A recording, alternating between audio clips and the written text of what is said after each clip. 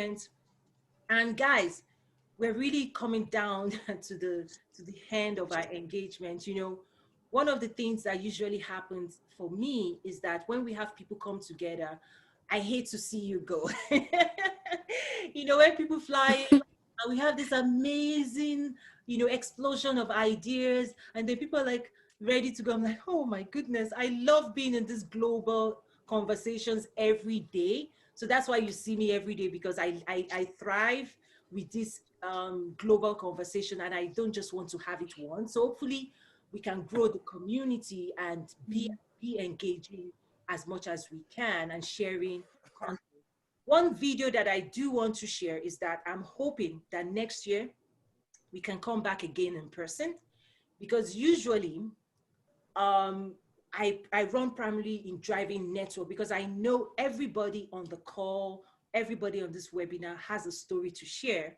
And I would just want to share briefly a video of like an highlight video from our reception from last year, because we usually have like a welcome reception where we you know, encourage everybody to talk about their story, to share whatever it is they're working on.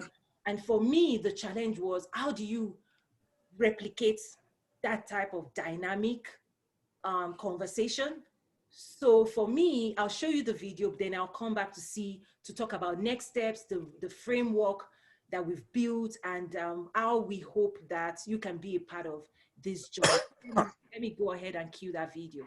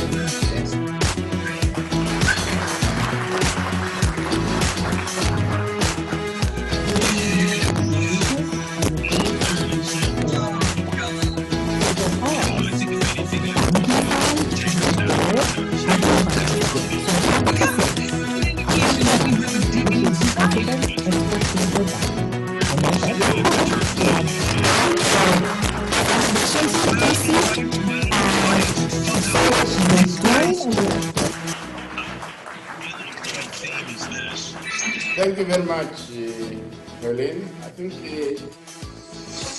have got different titles, but we are one of the same. She's a marketer. I'm a politician. We have one way objective to win the hearts and minds of the people. And when we do that, we do not take people help.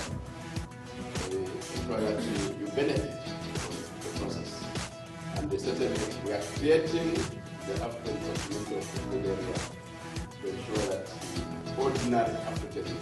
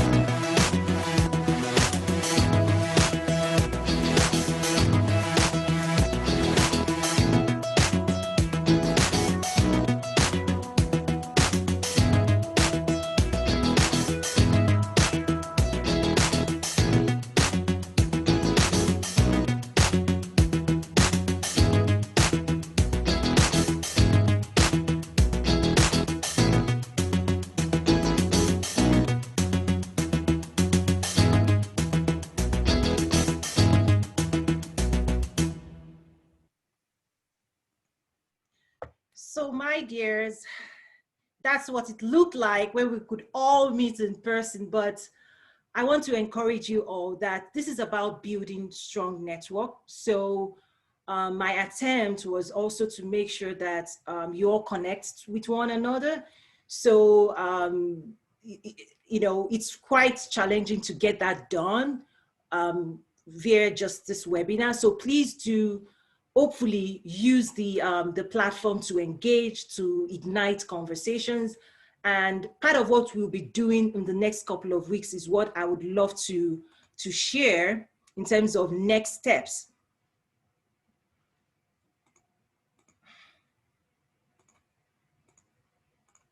So as next steps, what we've done this year is to create the Trade with Africa framework, which is a framework that allows engagement around what we call pillars of trade.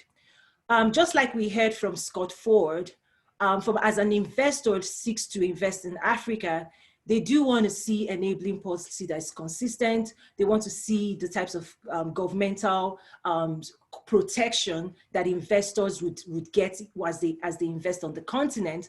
So that's one thing we try to represent. I try to put in as, you know, coverage roofs over their investment. And people, I know we need to start grouping ourselves in community. So our digital platform in the next couple of weeks, we'll be creating subgroups along the lines of agriculture value chain, manufacturing, retail and distribution, infrastructure development. We would also build subgroups around healthcare, human capacity development, and enabling tech, and also import and export. These are the key areas we want to target with the work that we'll be doing at Nazaru, because over the years that we've engaged with the various stakeholders, we now want us all to narrow down and start focusing on specifics.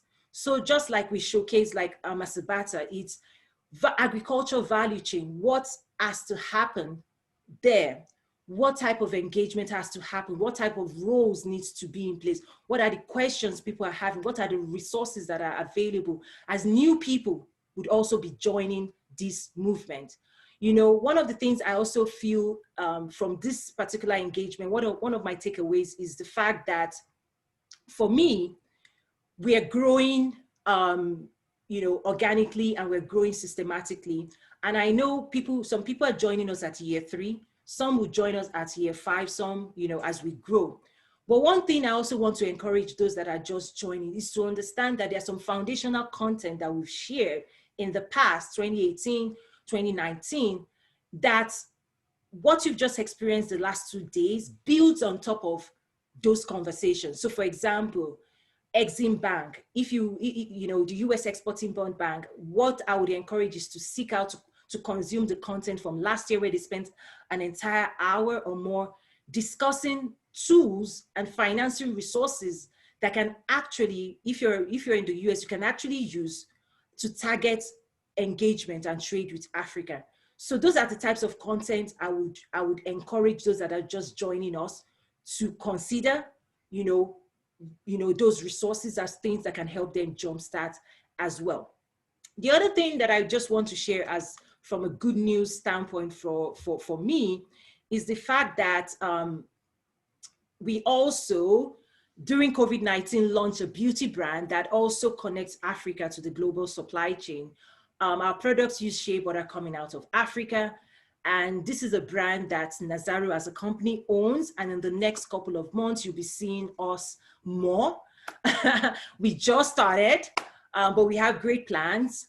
And for me, pretty much the message I'm trying to pass across is, we know what we need to do. We have the right resources. We have the right network. We have the right engagement, whether like you saw John with governments to government engagement, or business communities or retail. This is the area we want to focus.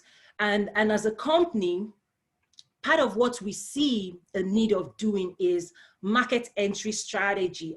Like I said yesterday, just because you want to do trade doesn't mean it happens. There's a process to it. It has to be systematic, right? And those are some of the things we are now supporting people to do. Yes, we do host events, but the events, for us, it's a strategy to ignite a new type of conversation that would eventually lead to deal. And we've gotten a lot of feedback, and part of what we also need to do a better job of is showcasing results that has emerged from this engagement with businesses that have been started because of content, from contents really, and resources they've been able to access from this platform. One of the things, for those who follow me, one of the things I've been harping on heavily the last couple of weeks is it's about trade facilitation acumen, expanding on that, because part of all of this is realizing that where we want to go and the solutions that we want to provide, just like Masabata said, we need to understand collaboration. We need to be open to it. We need to start seeing, like he said, we need to believe that the vision that we have is bigger than an individual. So I want to encourage you from a trade facilitation standpoint. Those are some training and workshops and masterminds and masterclasses that in the couple months you'll be seeing us. I know some people already on this call have signed up for that. For me, I see what I've committed myself to do is that I want to help as many people to win, to succeed, and we want to be of service. We want to really be an enabler in activating trade with Africa. So we do offer consulting. I found myself training. To be honest, that's me actually stepping out of my comfort zone. I never knew that it would take this. But what I realized is it's not enough for me to challenge people to trade with Africa. I actually have to humble myself enough to say, Toyin, are you willing to also teach? Are you also willing to share knowledge? So I think my challenge is for as many people listening, I want to challenge you as well to be willing to teach, to be willing to share, to be willing to help build the Africa that we so much desperately in our minds we see. But in order for us to build that union, we have to let go a little bit of ourselves. It doesn't mean you don't do what you need to do. So for example, we are building our brand, but what I'm saying is that the knowledge that it took us to do this, it's knowledge that we're finding so many people across the continent desire to acquire, and we're making ourselves available to help with that. With that, it's been an amazing honor. There's more networking that needs to happen on the platform. One thing I also would love to see, we've created an exit survey. I want to hear from you to see how we can improve on this engagement. So any feedback you have, I'm open to it. Any comments, anything, you know, it would be great. For me, it's been an honor. You know, just trying to recreate an amazing experience virtually. It took a lot. And I also want to say a good thank you to Dr. Nii from Nigeria, who kind of educated me on Zoom because he does a lot of global events on Zoom, and I've taken hours of training from him. So I want to shout out that I didn't do this all by myself. Even while the event was going on, he was sending me screenshots and saying, click here if you want to do this. And I was like, oh my gosh, people cannot really tell now how God sent an angel to just see me through this engagement. But okay, thank you to everyone that said yes, our special speakers for waiting. I know time zone, your flexibility, you know, everybody's super busy, but everybody said yes, the passion, the joy. And that's the reward for me, is to see the joy, the impact, and we want to see results. And please do share whatever network comes up for you, how it's a game changer for your business. If you can share the success story, we've had a lot. I would absolutely, that's what I would want, is just to see your story, to hear your story, and to rejoice with you. So I think there's some comments coming on. Okay, thank you so much. Let me stop sharing and see if there are any comments that anybody wants to have. There's actually a feature on Zoom that we've not used. It's a feature that allows you to raise your hand. I don't know. You basically raise your hand I'll see who is raising their hand, and I believe I'll be able to give them access to actually speak. If we can do that, oh, I see 3 hands went up, I'll be able to, so that at least we can do voice before we go to the platform. And Tamika, I thank you for your comments. You said great virtual summit. Thank you. Dr. Samuel said, Toyin, God bless you. Yes, for putting out. Thank you, sir. You said yes. You are part of making this a success, sir. You didn't have to say yes. With your profile, with your level of engagement in Ghana, you didn't have to say yes, but I honor you and I really, truly appreciate you. And for me, I want to see this to the next level and see projects and initiatives that we can actually land in Ghana. That's what I want to see. Thank you, George Joseph Wood, for honoring us and being here again. Much work for us with work. Okay, one thing though that just came to my mind, there's one more video from Bentonville, Arkansas, because they've been a great support. I just want to quickly play that. It's a short video. Let me see if I have it queued up.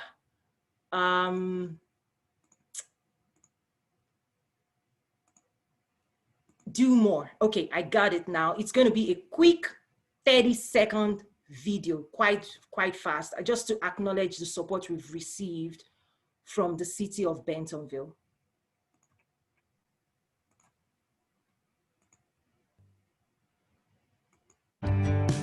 Sometimes it's the simple things, enjoying family and friends, community.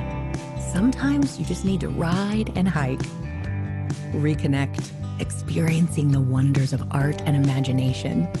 Celebrate. Bentonville, Arkansas is here for you today. Bentonville, Arkansas will be here for you tomorrow. Do more here.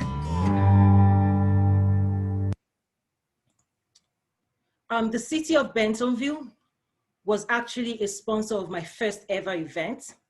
So I owe a lot to them. In fact, when this was just an idea, they actually assigned a resource to guide me.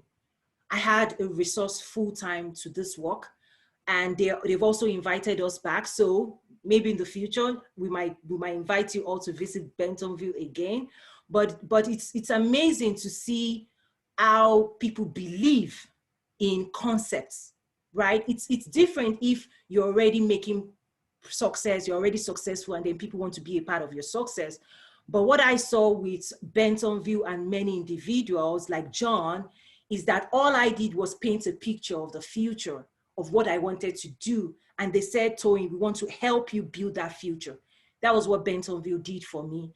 And I remember they taking me to hotels and saying, okay, do you have a website? At that time, I didn't have a website. Okay, what's your menu like? You know, so for me, again, thank you to them. And I hope George Joseph Wood, please help me carry that message back to the city of Bentonville for how they honored us and how they've kept supporting this movement. It's just a testament to creative leaders that can see a vision and help make it happen. So I see hands raised. Let me, Hendrik Mason, I just activated you to speak, but you also have to, it says you still have to, on your side, unmute. And Hendrik Mason, please. You have access to speak, but the system wants you on your side to unmute. Okay. Yeah, I got to unmute. Hi. Yeah. Hi. Thank you very much for this opportunity. This is really great. I got the chance to really learn a lot and listen to a lot of people. I'm actually from, I'm born in Nigeria to Ghanaian parents, but I lived in Nigeria and also lived in Ghana. I've been in the States for over 20 years. I live in Texas. Proud Texan, you could say. I love Texas a lot. I know Arkansas very much, but this has been really I've just gotten into this space about the last year or so. So I'm actually excited about this space to bring diasporans to Africa, to invest in Africa. So I'm really excited to learn about trade. I worked with the Congressional Black Caucus for a little bit to understand what John was saying. So I got to understand. I helped him out with a little bit of stuff like that. So I got to understand what he was saying when it comes to the politics of trade. The U.S. is not invested in Africa. I wrote a MS paper on the U.S. and Africa trade, And I was able to present it to the US Corps of Engineers and a couple of people in DC last year when I did a fellowship. And I realized that we really are missing in Africa. So yeah, I'm hoping what John said, the current administration, hopefully a new administration that might come in, we might have a little bit opportunity to increase that trade in Africa, because it's very, very important. But not only, not trade by trade sense, but also hopefully the diaspora. I was present at the year of the return in Ghana, and I was there to see so many diasporans, so many African Americans excited to invest in Africa. So I think we also need to tap into the African American wealth. They really are excited about Africa.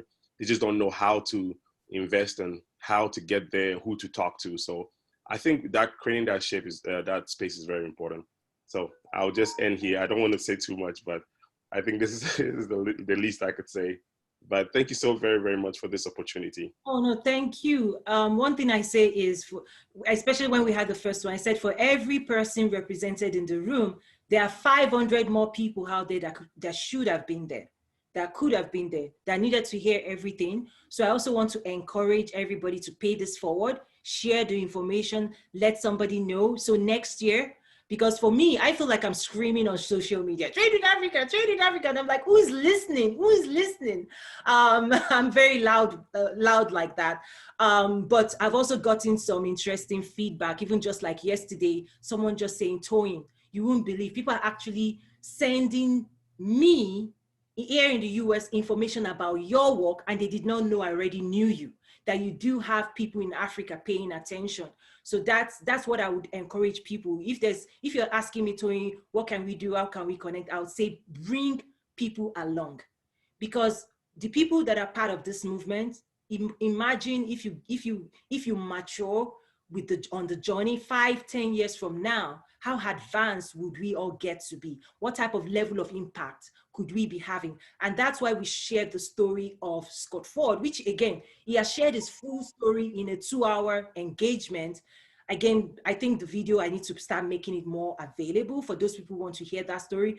But Scott Ford that we shared, and maybe when we wrap up, I'll play that video because people have asked to see that video again. Scott Ford it's taken him 15 years to become the world's largest, roasting coffee company. But it all started in Rwanda.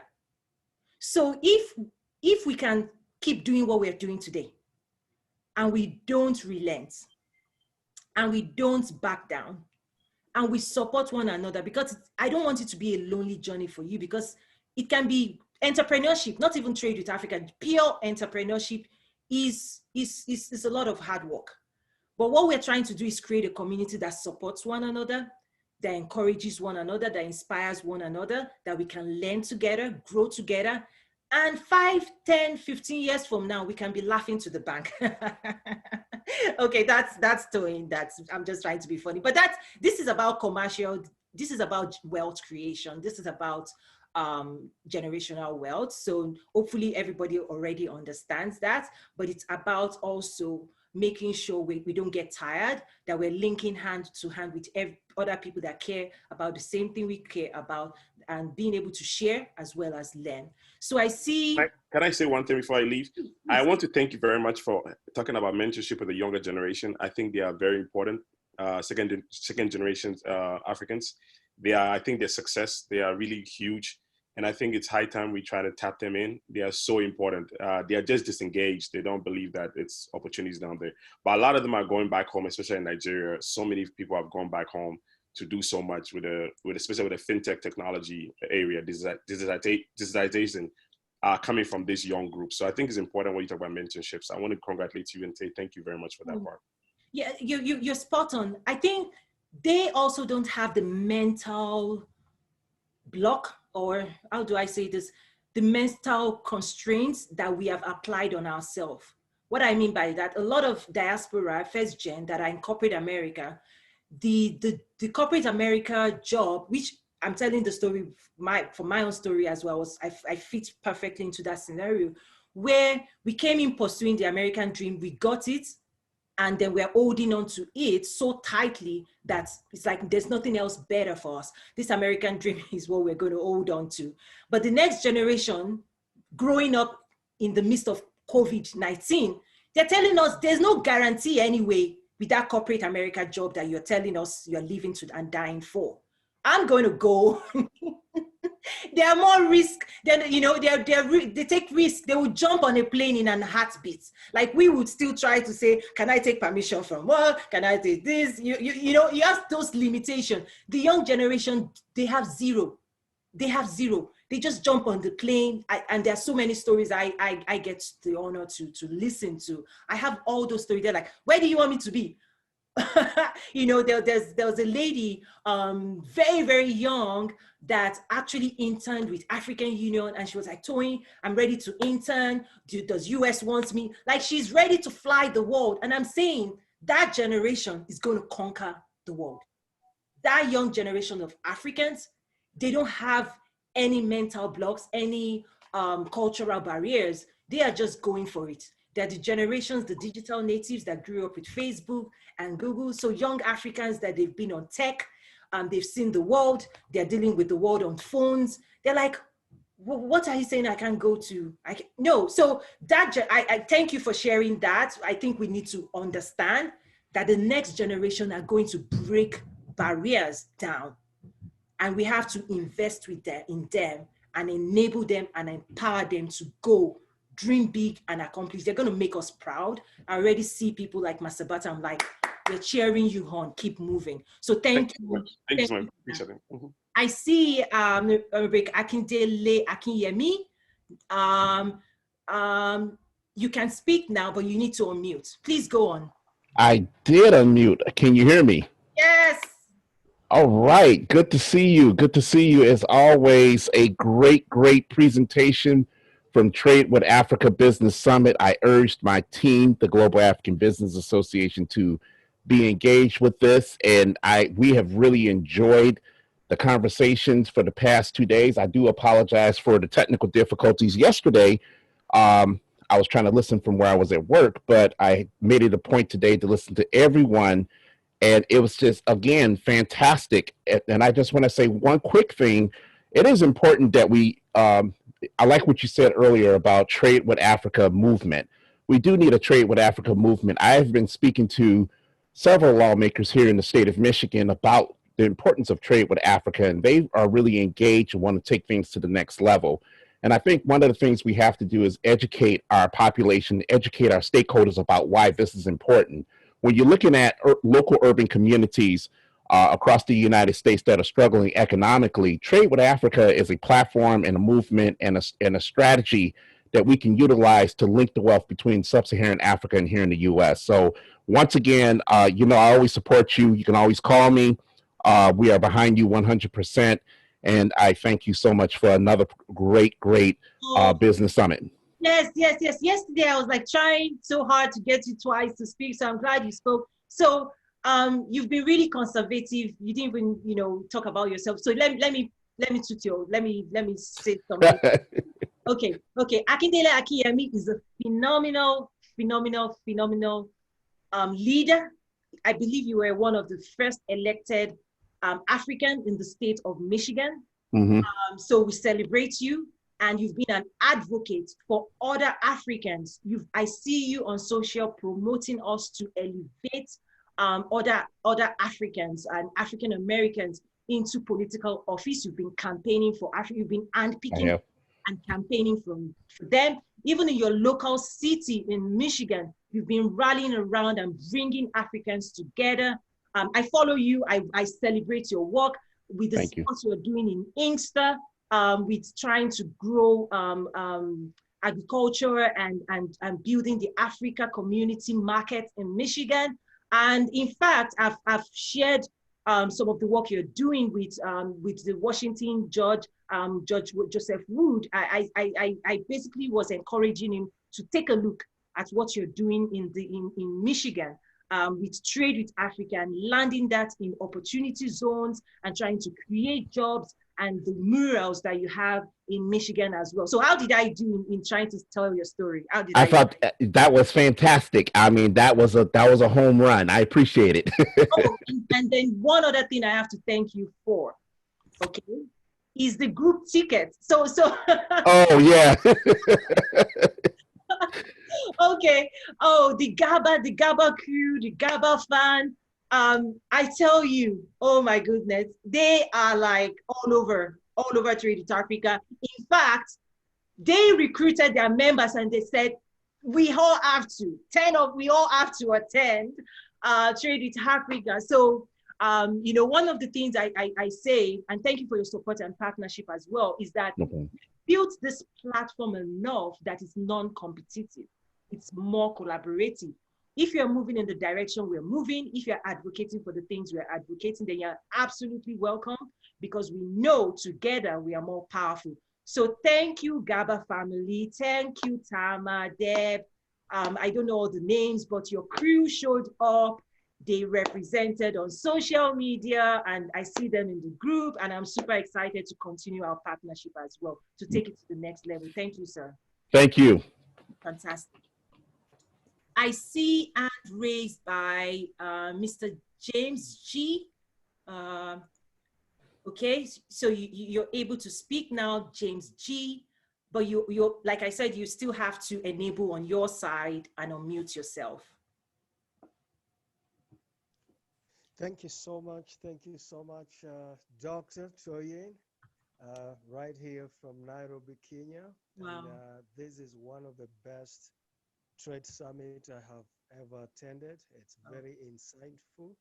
Your choice of speakers were world-class, international, and with a lot of resources. I want to support this kind of partnership and network, especially from this side of East Africa.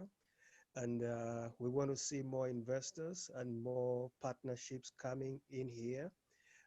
We are ready to work with them. And I like the message. We are not looking for aid. We are looking for trade. Keep it up. Good job, Dr. Toyin. Oh, thank you, thank you. And now that I see, because you said G, now I know who the person is. I'm also looking forward to our conversation on Sunday nights, right? My time. Yes, yes, yes. Sunday night. Yeah, that's tomorrow night. Yeah. Yes. So it's on Facebook Live. Would you be on live Facebook or YouTube? I'll be live on Facebook. That is on it's School of Wisdom. Mm-hmm. Facebook, and also YouTube will be there on G minor. And we're going to have some wonderful lady from Washington, D.C. She works at the White House there. And then another friend of mine who's also very influential here in Kenya. And it's going to be, but we want to give you more of the time to talk. So Yeah. we're going to just introduce. Yeah, I just want to also encourage people to connect with you, because Yes. with your work, the youth of Kenya follows you quite closely, and you're a leader and an international, not to say too much, but you're an international global leader as well. So I know you're trying to be conservative, but I celebrate you and your work and your various accomplishments. You're well traveled, you know the world, and that's why I believe when you saw the work that we were doing, you immediately could connect and you understood what it is that we're trying to do. A lot of people cannot visually conceptualize and understand and grasp when we say trade with Africa, but because of your natural giftings and natural abilities, and because you're an international speaker, you were able to say, hey, Tony, I know what it is you're doing. I want to be a part of that. So for those people also looking to connect in Kenya, this is somebody that you just need to follow him, pretty much. I wouldn't say more than that. Once you follow him, you see what I'm saying, okay? So thank you, sir. I'm happy to bring the message to the people of Kenya, leveraging the global amazing platform that you have. I know the youth follow everything you say, and I'm looking forward to just sharing on your platform as well. Thank you so much. I appreciate it. I'm so grateful. Let me just mention one thing before I exit. I was telling my wife today, one thing I see with Dr. Toyin and Nazaru and Trade with Africa is actually most people talk a lot about what needs to be done in Africa, but now you are telling us how to do it. Everybody is saying Africa needs to do this, or this needs to happen in Africa. We're tired of that. But now you brought are kind of now the how to do it on the ground. And we are so excited. I want to be a part of this. I want to be a protege of Trade with Africa. Nazaru, count me in, and I'm going to bring all my friends into Oh, this thing and and business your partners. friends are powerful people. You're being conservative. I want to be a friend of your friends too, sir. I'm here to learn. I'm here to learn, and we are here to learn. Okay. Let's learn Yes. together. Thank you so much, sir. I appreciate that. I see Davisha Johnson. You raised your hand, right? Okay. You have access now.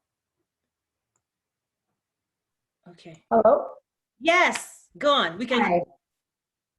Thank you for giving me the opportunity to speak. I just want to say on behalf of GABA as their global project specialist, that I'm just so excited that you put this group of people together. And I'm very interested in connecting with everyone that we've heard today. So Toyin, I want to say thank you. I just have one comment to say on behalf of GABA and the next generation. I'm a millennial business owner here in the United States, and all of the opportunities that you just gave myself and people like Masabata to get mentorship and just to hear the level of interest in engaging the younger generation is great. But as the previous person just said, you've given us an opportunity to learn how to do things.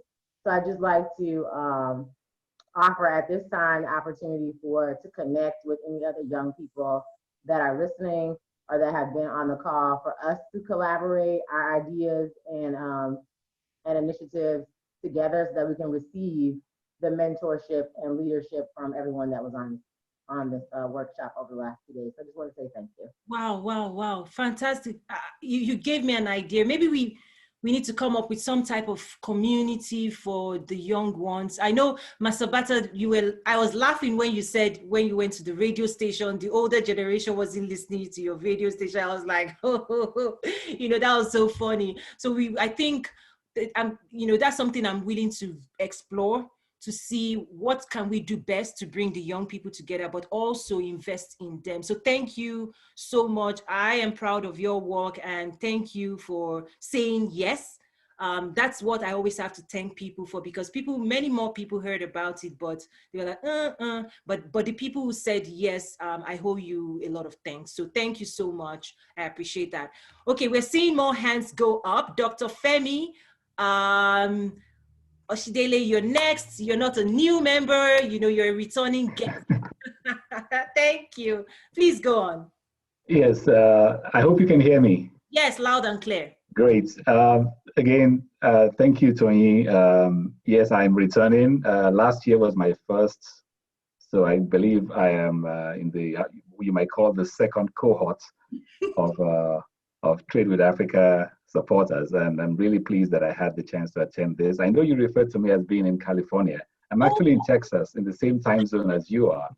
I don't lie. You sound like a California with your research, doctor, and the types of questions you asked me. I remember last year, all the points when you were flying in. I remember that. So yes. And like thank you for remembering that. And yeah, I know. If you woke up at 5 o'clock this morning to prepare for today, I did the same thing, even though we started at 8 o'clock our time. But I want to quickly do something I did last time, even though I don't have my 10-point feedback, but I only have one thing I want to say because I want to give other people a chance to speak. And this was from Dr. Andrew Nevin's presentation. He said that the diaspora is the biggest asset that the continent has, and that it's not a brain drain, should not be regarded as a brain drain, but rather as a way to help bridge the gap between US and Africa. And I think that's a very important thing to note, because there are many of us all over the world that are looking to Africa and saying, how can we be involved? And some of you, like Tony, are taking the initiative and leading and saying, this is how we've done it. We want to be able to even broaden our abilities to engage with Africa. And there are many ways to go about it. We just need to get together and help each other to identify those opportunities and learn off of each other. I want to just point out one thing in connection with the African diaspora. And I say this with a lot of respect for to our brothers and sisters in Africa. We, in some of the advanced economies, in a way, we live in the future in the sense that we have seen some of the potential mistakes that can be made when we start to look for how to develop the African continent. And that's to Dr. Nevin's point about really being the bridge. Is one of the things we bring is the ability to see potential potholes and help avoid those potholes so that Africa can actually leapfrog ahead and jump over some of those obstacles, potholes, and potential mistakes that we, in a sense, in the future have seen. So I want to sort of seize this opportunity to say, yes, there are opportunities, but we should continue to reach back to the continent and offer those types of services where we can actually say, this is not the way to go because we've seen it not work elsewhere. So if there's somebody from abroad or from some other foreign entity saying this is what you want to do, and we as Africans, we are the ones that have the best interest of our continent at heart. So we should at least say this is not the way to go. This is kind of a situation to avoid. And I think we do that because not only do we live here, we have families, we have friends, we have brothers and sisters who live on the continent. So we speak with that best interest of Africa at heart. And I think we should continue to reach out, to continue to reach to each other and help raise each other, because they say a rising tide lifts all boats. So the more connected we are, the more we have that ability to actually raise the tide that lifts up all boats and all business and trade opportunities and ventures for Africans. I'll stop there and give other people a chance to speak. But again, thanks for this event. It's been wonderful, even though it's been virtual. It's been very wonderful, and I've learned a lot. I think we're looking forward to bigger things next year and beyond. Thank you. Yes. And I also have to say thank you for offering yourself to also support the framework, the Trade with Africa framework that we're developing. So that's something in the next couple of weeks we'll be figuring out what that needs to look like. So thank you for offering your support as Wonderful. well. I'll be happy to help. Thank you, sir. You're welcome. Yes. So I see Sam Lambado. I don't know if I said your last name well. Please, you have access now, but you have to unmute yourself on your side. Hey, can you hear me? Yes, loud and clear. Thank you. Hey, so I work at a company called the Adrian Opal Group, and usually what we do in times of non-pandemic is travel around to lots of these conferences. But unfortunately, since there's a lot of travel restrictions, we've been having to attend online conferences. And I just kind of wanted to chime in at the end here and say this one is by far the best. We have several other members of our team here with me, but we've been to 30 or 40 of these in the past 2 weeks. And nobody's really had as good of a speaking lineup or infrastructure in terms of the webinar to set up a conference like this. And then the networking both before and after the event was amazing. I've already been able to contact several of the speakers and reach out to them through their personal emails, as well as just talking to many of the other attendees.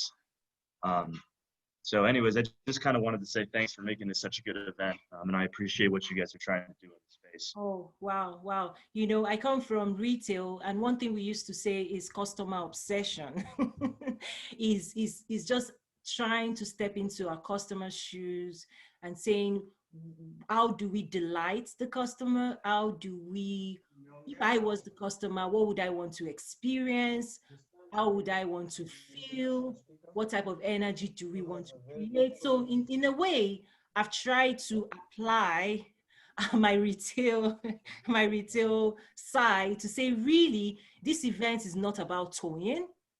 You know, we like myself and John just talked about, my conversation with John is always rich, always dynamic, always intense.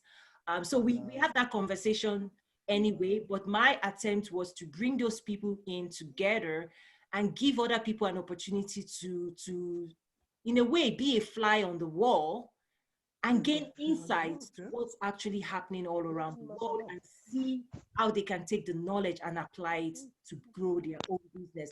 So Sam, that feedback warms my heart because it says I've done my job. My job was to delight. That was what I pretty much was focused on, to say, how do I make this experience? Like, if it's in person, it's the same experience, but virtually, how do you still create magic? So that's what I've tried to do. And thank you for putting words and giving me that feedback that in a way, we were successful in a way of accomplishing that. So I have to say thank you for that feedback. You know, I would also want to see more in the survey that we've shared on the group. I'll share it more, but even in written form, I really want to see what could we do better as well, because in the coming weeks, in the coming months, we will actually be having to use this technology to do more engagement. We already have one in the pipeline for October, working with the African Export Bank. So there's going to be more of this now that this is the, you know, we are all adopting to the new way. But for me is, how can we still make it the best and still create this experience that is dynamic? So thank you again for that confirmation. I appreciate it. Yes, so, you know, just to reiterate, it was a really great conference. On the rest of the day, our company, the Adrian Opal Group, we host podcasts, online conferences. So let's try to make the most out of this Trade with Africa conference and keep networking throughout the rest of the day. And once again, thanks so much for a great conference. Thank you, sir. I have Katlego Mamabolo. I apologize ahead for, I don't think I said your name well, but you have ability now. Just unmute yourself and, you know, please go on. Greetings, am I audible? Ah, good. Okay, yeah, no, I'm just here to speak on behalf of the youth. Like, I just realized when I arrived here, like, we're dealing with older people.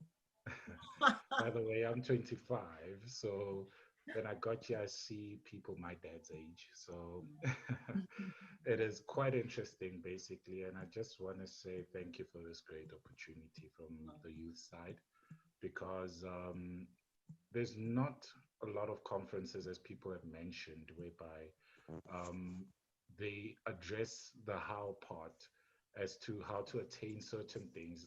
And this one has really been beneficial for me. I've been part of it for the past 2 days, and I've really grown a lot. And as it was mentioned, we would love that you definitely look into something for the youth to raise more awareness, because it actually brings most of us closer, and also brings understanding of that there's so much more opportunities, not just in our local areas, but even abroad. So a lot of us, if we do not be exposed to such platforms, we are now restricted, or we start thinking that we have to do it just here. But this platform has shown us that actually there is more to the game than just limiting ourselves to our local areas. But yeah, that's just my 2 cents. And yeah, thank you quite a lot. I thank you. And I see you have grace, you're a future leader. So let's just stay together. I believe so much in the youth. I think I wouldn't be doing what I'm doing if I didn't have the type of belief that was instilled into me as a teenager, particularly by my late father. He basically took me everywhere, including he was a leader in his community. He was a leader professionally. And when you know how Africa is with the female child, right? But this man brought me into the rooms where you have older men that are ruling the cities, ruling the town, managing the finances. And I'll be this young 16, 17, 18-year-old female in Africa in the room. And they started calling me daddy's wife. So I know the power of creating access. And in fact, just thinking about that's maybe now I'm sharing my life story, but that experience gave me permission, because the youth sometimes, all they need is permission to speak, permission to voice they have thoughts, they have vision. But a lot of times when it comes to forum where everybody's like, you said, your daddy's age or your mommy's age, whatever, right? You're like, can I talk? They know everything, right? But I tell you, as a 16, 17, 18-year-old female in Africa, my father gave me permission to be in the room with leaders. And maybe that's even, I know James G from Kenya, you had messaged me privately on Facebook and he said, Tony, I don't know how you do this. The reality is, I think that spirit and that opportunity that my late father created, it gave me permission to speak, to say, if I see a solution and I feel I can offer that solution, nobody should be stopping me from offering that solution. If I see my world through a lens and I want to shift it to see it differently, the only permission that we need is truly the permission our Creator has given us. You don't need anybody's permission to solve problems, to create a business, to bring resources together, to show up to the world. You don't need, Africans do not need anybody's permission. So in a way, what you just said just struck a chord with me, and it's making me tell a story.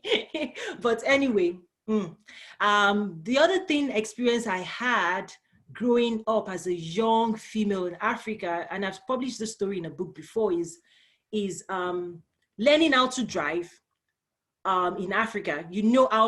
Crazy driving, right? And you know how people get hedged on the roads. But I'll have my dad sit next to me while I'm learning how to drive. On a particular day, as I was driving, somebody tried to cut me off the road. Maybe a taxi driver or somebody, how they just, push, go off. And my dad would not let it. He screamed at me and said, block him, block him, block him. You have right of way. And I did what my dad said. I was able to maneuver the car. I didn't let that guy block me. And then what he said after was like, you could have, don't let anybody get you into the ditch. If he rattled you and forced you to shift your steering, if you were afraid, you could have moved. It could have scared you and you could have gone off the road. You always need to know how to stay in your lane. And if you have the right of way, stay in your lane and don't let anybody rattle you. So if I'm offering any advice to the youth on the call, that's what I would say is go for it. Whatever aspirations you have, don't listen to the naysayers. You don't need anybody's permission. If there's a way we can support, let us know. We'll publish it, we'll put it out there. But it's high time we all just put our force. There's a lot of energy that we all have, but we want to channel that energy productively. So, Katligo, you did just strike a chord that made me tell stories I didn't know I was going to tell, but hopefully it encourages you to just go be your best in the world. Yeah, and if there is youth out inside here, let us engage. Please do let us know so that maybe we can pull something together. Because I'm quite aware that most of the people here, even the young people that are here, they're quite active in their fields. And they really are pioneers, just that they're quiet. So please do avail yourselves. Let us engage and you'll see something great may come out of it. Okay, I thank you so much. I see some questions that just came in. Brian Butler was asking, how do we access the survey? Actually, this morning, I dropped it on the community platform, but I'll probably share it again. I'll keep sharing it. And then Davisha Johnson just says, how do we get the contact information for the speakers? I think all our speakers are on the platform, if I remember, because I personally, walked a lot of our speakers through. So if there's a speaker that catches your attention, just search their name on the platform, see their profile, and you can actually send them a direct message on the platform. You can introduce yourself, you can send them your bio, you can engage with them. And I've also encouraged our speakers to please, respond as best as they can on the platform. So definitely we want to encourage engagement. I know I got some feedback also yesterday from Dr. Nee saying, after his speech, people were reaching out and saying, we heard you speak on Trade with Africa, we heard you speak. So for me, the speakers that we've brought here is not just for them to share. We are also elevating and making them visible to the community to say, these are experts that you can go to for healthcare solutions, for research and development, whether in United Nations, with PwC. These are connectors, these are gatekeepers. With Morocco, we've also gotten a lot of amazing feedback with the presentation in Morocco, with people saying, I never knew. So these are gatekeepers, and please, one thing I have done is to encourage them to engage on the platform. So what I would also say is reach out to them and engage with them as well. They're also on LinkedIn as well. What else? So we'll see. The other thing is, in the coming weeks, like I said, there are conversations happening, like with we'll be talking, we'll be doing some live sessions as well, because he has a very powerful message in terms of entrepreneurship. With Komi, in the coming weeks, we'll be doing more engagement. So I know with Judge Joseph Wood, we are also exploring. So for me, you know, there are things that I'm taking away and saying, how do we also create organic groups? Now you've also given me that feedback in terms of youth. What do we really do that supports the energy of the youth? I don't have the answers, but I want to hear your ideas. And the platform we've built, really, we've built a strong network that right now, anything you want to accomplish, you pretty much, you can connect the dots. Somebody on here can help you make it happen faster. That was the whole idea of building this ecosystem, is realizing that you're going to need a lot of contacts to do what we want to do. You're going to need, you know, and just a practical example was just yesterday, even in my own family, of my family just reaching out and saying, hey, we're trying to do this. Who do you know? I was like, oh, wait a minute, let me link you up. And immediately we were on video chat with the person, and the person gave them everything they needed to do. And they were like, oh, that just saved us. You know, that just saved us a lot. So one thing I try to tell people, the power of networking, is check your phone. If those contacts you have, they're not moving in the right direction that you're trying to get to, then please work harder to just, you know, keep growing your network. Your network, as they say, is your net worth. So that's something that I would say we will keep supporting, and we encourage other people to be a part of it.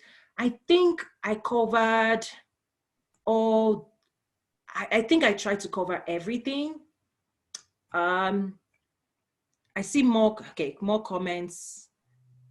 Thank you, Toyin, for putting thank you, I appreciate that. Thank you, Afro Swag, I appreciate that. Afro Swag is also part of the GABA network. Good job. So yes, on that note, again, thank you. It's been an honor. We do have content on YouTube, right? YouTube. You can find me on LinkedIn. We're everywhere, you know, and we know we also have newsletters that we send out. So, and you'll be seeing us also on the community. So again, it's been an honor. As I'm signing out now, I want to exit once again with Scott Ford's message, which is a testament of what is possible. He started 15 years ago in Rwanda, and he has grown big. And this is and it's a great way to end today's engagement, this year's engagement. But again, the conversation continues online. So here am I going to be sharing our key sponsor, West Rock Coffee. I also want to use that opportunity as well to mention Africa Export-Import Bank as one of our sponsors. They were a sponsor last year. Also this year, they showed up, and we have some amazing things also planned in the future to mobilize people to visit Rwanda for IATF 2021, which we shared yesterday. But I want to exit with West Rock Coffee's story. It's been an honor again, and thank you, and see you on the platform.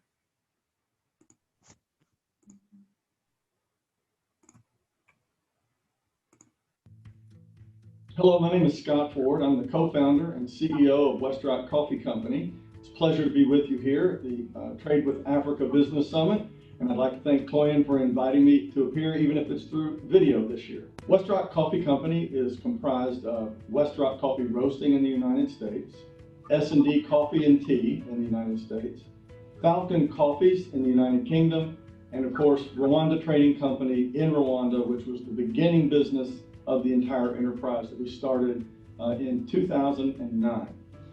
As one of the largest employers in Rwanda today, and one of the largest, I guess, private investors in Rwanda, it has been our thrill to see that economy boom in the last 10 years or so. What we've tried to do at Rwanda Trading Company was establish an export business that paid as much as it could to the local farmer while still making enough of a profit to stay in business. And that, with a low C price, has been difficult the last few years. But we've been able to do it largely because we've invested in agronomy training programs for the farmers at the ground level. The agronomy training program, or ATP as we call it, goes through how do you manage not only your crop, but how do you manage your finances, and how do you invest in your community so the generation behind you can benefit from your labor. It's the hallmark of the business of West Rock Coffee, if you will. It's the heart and soul of why we do what we do. Everything else was to create a platform to pull volume from those kinds of supply chains up from the farmers at origin. We're now in 21 different countries around the world as an origin operator. And I guess at this point, after the purchase of S&D, we're the largest custom coffee roasting company in the United States. We have customers like Walmart and Sam's, which are always happy to be identified with us, which we appreciate, as well as our first big hotel chain was Omni Hotels. And through the S&D purchase, we now serve many, frankly, most of the largest major national restaurant chains that you've heard of, at least in some part of the country, where we're starting to provide service on a broader basis, frankly, even next year. As a long-term investor in Rwanda, and frankly, we have offices in Ethiopia and Uganda, and we have been in Tanzania in the past, I'm frequently asked, what advice would you give to political leaders in that part of the country in terms of business development? And, I think you can appreciate this. I'll decline to offer advice. I do, from time to time, get asked what I think about something, and I'm glad to offer what I think about things, but I don't have any specific advice for anyone who has already a very difficult job and doesn't need Monday morning quarterback from the cheap seats over there. I'll say this, as an investor, what we've looked for is stable tax and regulatory policy. Politicians campaign and get elected and come to power through a number of means that don't have anything to do with the business, regulatory, and tax policy. But they attract capital based on how they execute that very tax and regulatory policy. And you don't even really have to have a strong position one way or the other on what that is. Is it a progressive tax system? Is it a flat tax system? Is it a VAT tax? Is it an income tax? It's really not so important what people select. That's up to the individuals in each country. But that it is stable, that it's protected in the court of law so that everyone is equal under the law, playing under the same set of rules, and everybody knows them. Where that's true, business can flourish. Where that's not true, everyone departs. That's just the nature of it. If that's helpful, I'd say eat the fruit and spit out the seeds. One of the things that came out of the work we did in Rwanda, where we started with agronomy training, was what we now call FDV, or Farmer Direct Verified. And it really is the testament of 10 years of work by a large number of people in Rwanda, in the UK, in the United States, in Colombia, in Peru, where we pulled together on an IT platform the entire chain of custody and information that goes with that custody transition, including cost put in, the margin, and the price transferred all the way along the supply chain. So we now have, and we're thrilled with this, you can see it in some of the products that we have in Sam's Club, the Farmer Direct Verified tag on the bag. You can actually scan the QR code and see the very individual farmers whose crop makes up that bag. People, when we started this project 5 years ago, to trace every single bean all the way through to the finished retail product, people told us it couldn't be done. People told us it was impossible. The thought leaders in the industry, the coffee industry, told us it was impossible. But we knew it wasn't. If you can trace a bit all the way through a telecom network, you can trace a bean all the way through a coffee supply network. So we were thrilled this last year when Sam's Club rolled out Farmer Direct Verified on one of their core items, and people can see the entire custody link all the way back down to the farmer, including her name, and what Sam's can see is not only her name and who participated, but the quantity she brought in, the quality she brought in, and the price she was paid that day for the coffee that's in that bag. I think 5 years from now, there won't be a major brand in the world who doesn't insist on that fully traceable, IT chain traceable type of product in their offering. But we spent 10 years trying to build it, and we are thrilled. Many millions of dollars later, we are thrilled that that is now available, and the incremental cost of each transaction is relatively close to zero, which allows us to pass the value all the way back to the farmer and the transparency all the way up to the retail customer. So I'd like to thank you again for your time today. It's been a pleasure to get to introduce you, to some of you introduced again, you to Westrock Coffee Company. It's always great to be part of this great trade group and the effort that's going into building trade between the US and Africa. I am a huge bull on the continent of Africa, and in East Africa, where I've got a little bit more background, in particular, just because of where I've spent my time, what I see going on there and how capitalism and free market trading is really getting its roots established, I think this generation and the generation to come after it will reap the benefit of that in untold multitudes. Good luck to you all.